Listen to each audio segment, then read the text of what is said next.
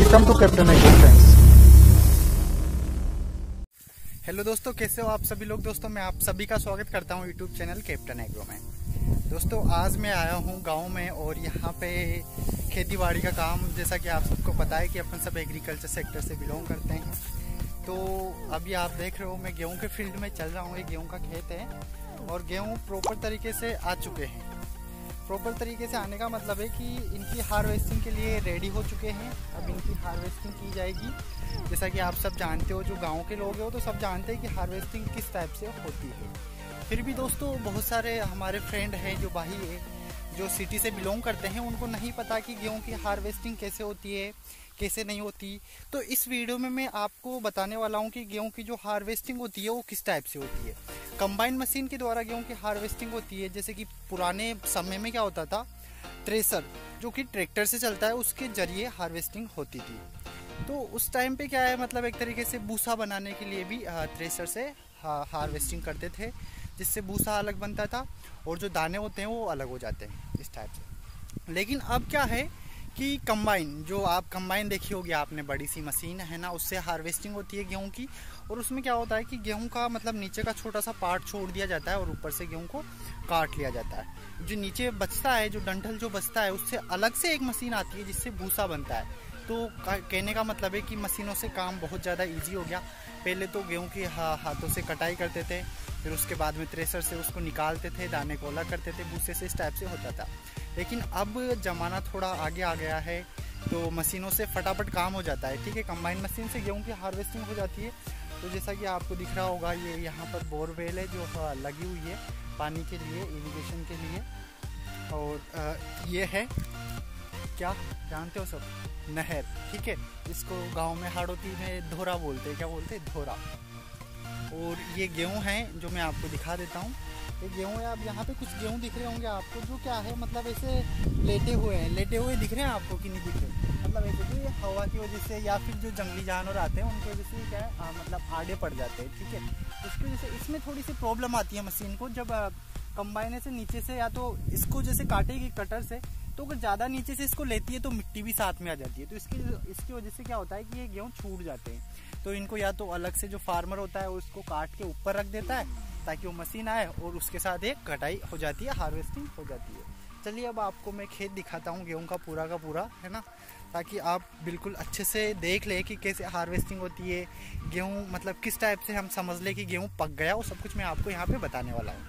ये है दोस्तों गेहूं का पूरा फील्ड। और जो ये गेहूं हैं मतलब पूरे तरीके से पक चुके हैं, मतलब हार्वेस्टिंग के लिए रेडी हैं। इसका पता कैसे चलता है कि पूरे पक गए, तो मैं आपको बता देता हूं कि देखो, जो गेहूं की ये स्पाइक बोलते हैं इसको, और हाड़ोती में दंगी बोलते हैं। तो ये है मतलब पूरे तरीके से पक गया। अगर आप इसको ऐसे करोगे तो इसमें से बढ़िया ये दाने निकल गए, है ना, दिख रहा होगा आपको ये दाना। हाथ से नहीं करना है, हाथ में गए नहीं तो चुभ जाते हैं, जैसे कि मेरे चुभ गए अभी। तो ये सब कुछ गेहूँ आ चुके पूरे तरीके से, मतलब बढ़िया कटाई के लिए रेडी हो चुके हैं। और मैं आपको बताऊंगा कि कंबाइन मशीन से कैसे हार्वेस्टिंग होती है, दाना अलग कैसे बनता है, और नीचे का जो डंठल बचता है उससे भूसा कैसे बनता है, वो सब मैं आपको इस वीडियो में बताने वाला हूँ आपको। जैसा कि आप यहाँ पे देख रहे हो, ये जो नहर है ये पक्की नहर बनी हुई है, मतलब दोनों तरफ दीवारें बनी हुई है।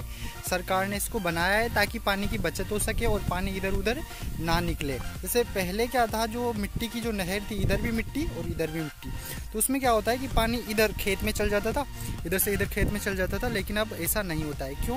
क्योंकि जो आपको छोटी सी नहर दिख रही होगी, ये मतलब सीमेंट की अच्छे से पक्की बनी हुई है, जिससे पानी भी बर्बाद नहीं होता है और ये इरिगेशन के काम आता है। अब यहाँ पे जो गेहूं में हम इरिगेशन करते हैं वो डायरेक्ट फ्लड विधि से करते हैं। फ्लड मतलब आप सब जानते हो कि यहाँ पे ऐसे कैसे यहाँ कट लगा के इधर से पाइप वाइप रखा रहता है, उससे डायरेक्ट पानी फील्ड में चल जाता है। तो इस सिस्टम को हम बोलते हैं फ्लड इरिगेशन सिस्टम, जैसा कि आपने देखा होगा पहले भी।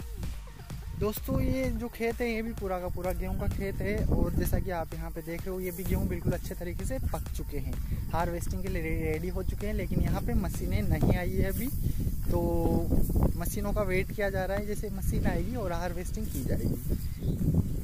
ये देख लो, इधर जो ये गेहूं हैं ये अलग हैं, ये जो छोटी छोटी स्पाइक्स हैं ये अलग पड़ी हुई है, जो दंगिया बोलते हैं इनको। ये अलग क्यों पड़ी हुई है? जैसा कि आप इसको देखो, ये पूरा गेहूं का खेत है, इसके ऊपर क्या है, एक बड़े बड़े जो गेहूं होते हैं जो निकले रहते हैं, मतलब जो दंगिया ज़्यादा बड़ी निकली हुई है, अगर आपको एक अच्छी वैरायटी बनानी है गेहूं की तो क्या करना है कि जो गेहूं के ऊपर मतलब इक्वल साइज़ के ऊपर जितनी भी दंगिया या फिर जो हाड़ोती में दंगिया बोलते हैं इनको, जो आप भी स्पाइक आप बोलो वो निकला हुआ रहता है, उसको अलग काट के यहाँ पे डाल रखा है। ये बिल्कुल अलग है, इसको हम फार्मी गेहूं ऐसे बोलते हैं। तो ये क्या है, गेहूं के दानों में मिक्स नहीं होता है जो हमारा अच्छा वाला जो गेहूं होता है, तो उससे हमारा जो बीज है वो बढ़िया रहता है।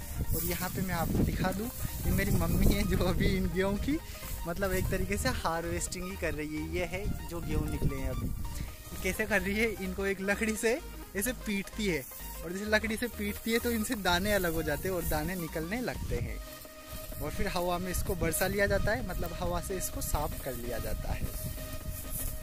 चलिए अब मैं आपको दिखाता हूँ कि इन गेहूं से गेहूं को अलग कैसे करेंगे। ये लकड़ी है, लकड़ी आपको दिख रही होगी है ना, दिख रही है ये लकड़ी। अब इस लकड़ी से इसको ऐसे ऐसे पीटा जाता है जोर जोर से। तो इसे पीटने से क्या होता है, इसके जो दाने होते हैं ना वो बिल्कुल इसमें नीचे निकल जाते हैं। जैसा मैं आपको दिखाऊं यहाँ पे, तो देखोगे आप ये देख पा रहे हो आप, ये देखो ये दाने इस टाइप से निकल जाते हैं। तो पहले पुराने ज़माने में जब क्या है ट्रैक्टर मशीन कंबाइन वगैरह नहीं होती थी, तो पुराने समय में ऐसे ही मतलब गेहूं वगैरह होते थे, उनकी कटाई करते थे, बेलों की सहायता से ऐसे घुमाते थे बेलों को, या फिर ऐसे छोटे मोटे डंडे से उसको कूट कूट के दाने अलग कर लिए जाते थे, फिर उसको बरसाते थे, हवा में साफ करते थे। मतलब बहुत काम होता था पहले, बहुत ज़्यादा किसान के पास। पॉपुलर वेराइटी हम लेके आए थे।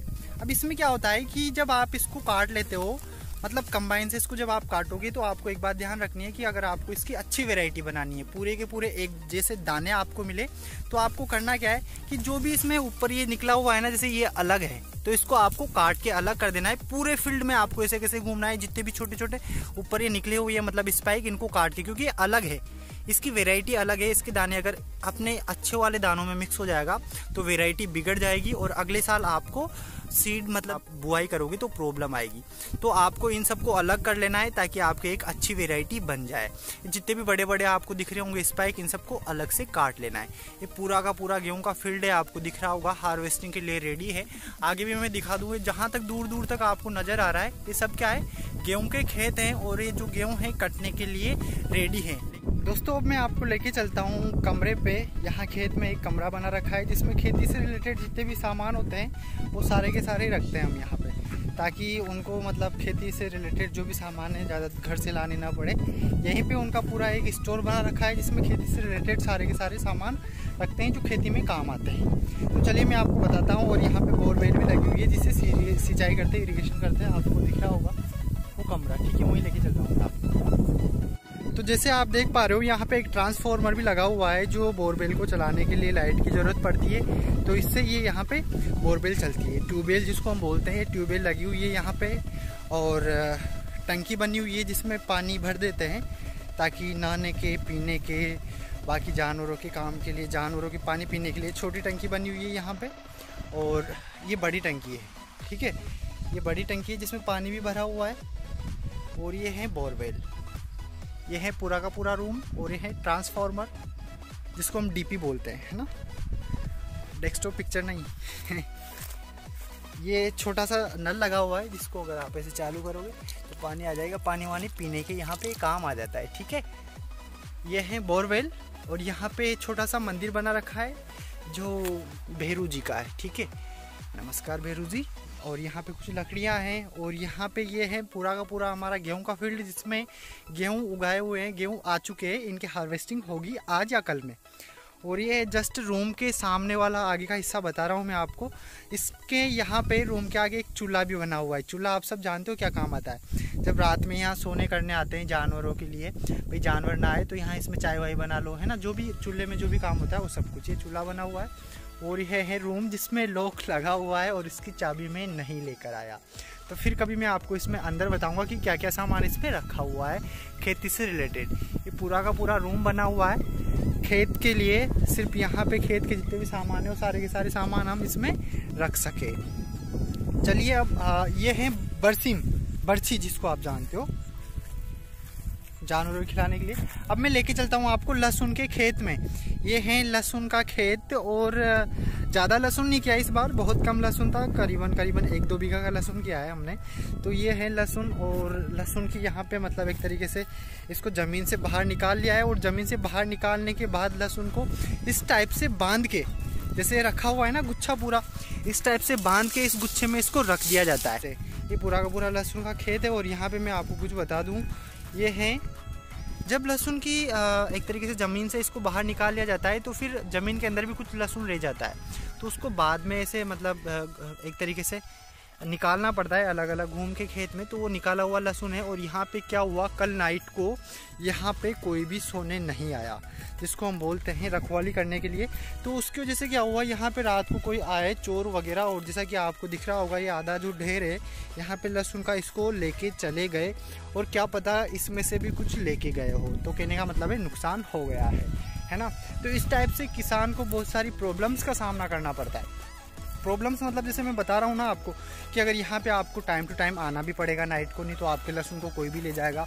और इस बार लहसुन वैसे ही कम है और भाव भी कम नहीं है, ज़्यादा है। और ये हैं खटियाँ, जिस पे ऐसा लग रहा होगा कि यहाँ पे कोई सो रहा है। ये क्यों बना रखा है, ताकि कोई भी अगर आए तो उसको लगे कि यहाँ पे कोई इंसान सो रहा है, और वो मतलब एक तरीके से डर जाए, यहाँ पे लहसुन ना ले जाए। ये पानी की पीपी रखी हुई है जो पानी पीने के काम आती है। चलो देखते हैं इसमें कौन है अंदर।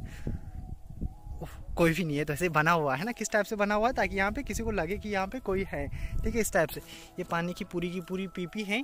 और ये है लहसुन, आपको दिख रहा होगा पूरा का पूरा, जिसको हम गार्लिक बोलते हैं, एलियम सेटाइवम इसका बोटनिकल नेम है। ये पूरा गेहूं है। अब दिख रहा होगा आपको पूरा का पूरा जो रूम है इस टाइप से यहाँ पे बना हुआ है। चारों तरफ यहाँ पे खेत है, और एक खेत के बीचों बीच में बनाया हुआ है, ताकि चारों तरफ से मतलब आसानी से यहाँ पे कुछ भी सामान की ज़रूरत पड़े तो उसके आराम से मतलब उसको काम में लिया जा सके। इस टाइप से पूरा का पूरा फील्ड है। और ये इधर की साइड है मेरा गाँव है, ये जो दिख रहा होगा ना पेड़ पौधे आपको दिख रहे हैं, ये मेरा पूरा का पूरा गाँव है। और इधर आस खेत है, तो आपको और भी आगे मैं बताने वाला हूँ इसमें बहुत कुछ। चलिए दोस्तों, अब दिखाता हूँ मैं आपको लहसुन, है ना। ये है नया लहसुन, और जिसकी कटाई हो चुकी है, मतलब कटाई होने के बाद में इसको कट्टे में भर दिया गया है।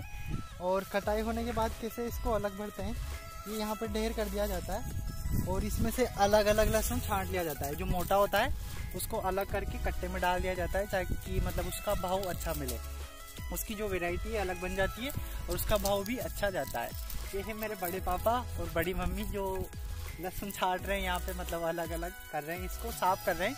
अगर आप इसको ऐसे ही बेच दोगे ना, मतलब कटिंग करके, तो भी इसका आपको भाव जो है दाम है वो कम मिलेगा, अच्छा नहीं मिलेगा। इसलिए इसको बिल्कुल अच्छे से साफ करके इस टाइप से जो इसकी मूछें वगैरह है इसको हटा के बढ़िया तरीके से साफ करके फिर अलग किया जाता है, ताकि बढ़िया उसका भाव मिले।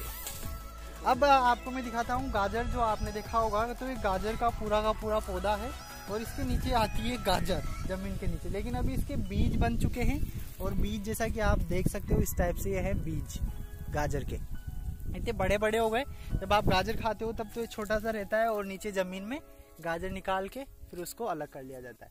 लेकिन अभी ये बड़े हो चुके हैं, और ये इनके बीज बनने लग गए। अब मैं आपको सूप के पौधे भी दिखा देता हूँ, सूप और अज्जू के। ये तो है अज्जू,